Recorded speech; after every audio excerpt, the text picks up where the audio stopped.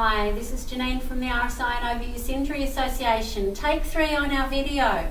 So we're going back to some standing exercises and just going a little bit more complex. So there's exercise in the functional movement where you're combining two things. So instead of just one where you might be looking down, you are coming up, you're coming down, you're moving side to side. And what those movements do, help squeeze the blood flow through the body because you're getting different angles. The most important thing with RSI is that you are using your body effectively. So the tight muscles are getting the blood flow as well, and your body's not just using the ones that are used to being used. That spread of load is really, really important. So with some exercises against the wall, if you start straight back, then that's your posture set up for you. That's the beauty of wall exercise, because when you walk away, that's what you maintain. With stances, we talked a little bit about squats in our first one. There is seated to standing squats where you want to be able to see your big toe. There's things where you can do, and you've got to do them carefully, side bends. If you move forward, hips and joints load, if you can keep it in the side range, then different muscles will kick in for you. You can use them evenly. So always try not to sink into joints, but to keep them open and create that strength of movement.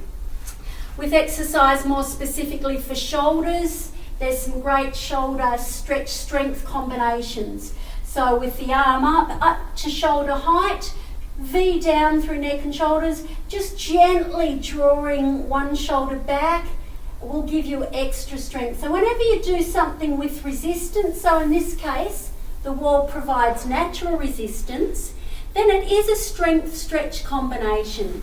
So you're going to range of movement, you can compare each side, V down, open the shoulder back gently to check if you've got extra range needed or extra range wanted, and then always slowly coming out. There's different ways to change an exercise. So back of the hand with your V down and lower, or just with shoulder back create a different loading pattern down through your arm, different length and strength. So I'm showing you these in, real time, but for your first time, always go a little bit slower. Take your time to work with exercise, then you'll get the right positions happening.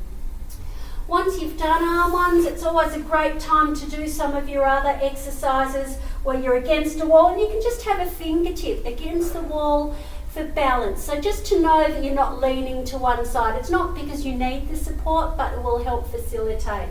So great calf stretch, heel down, don't let it turn out.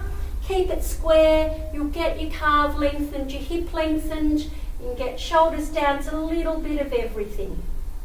And then once you've got that happening, there's different things you can do. Up, down, tucking under, pushing back, coming into some yoga type positions. But that's always worth doing slowly and just with your guidance from a practitioner, somebody who's helping you out with the technique that you need for your own personal body.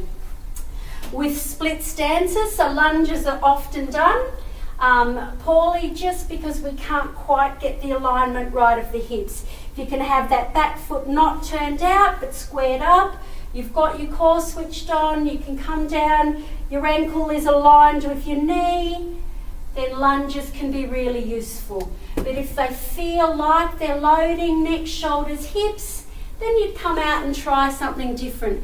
Maybe you just need more warming up. We did exercise in the chair in our last session, and this was one of the examples. So sometimes when your body complains, it's just that it doesn't have the blood flow, the warming up to make the exercise feel smooth and efficient. That's why reinforcing some of these hand ones, the shoulder rolls, the shoulder shrugs, a simple kick back to pump up the hammies, some gentle knee ups. As you get more used to it, you can do opposite arm to leg, you can change angles, you can turn, but always with the support of a wall if you need it, just to let you know if you are getting into a favouring pattern of one side, or you're feeling that things aren't moving evenly. That's how you can check.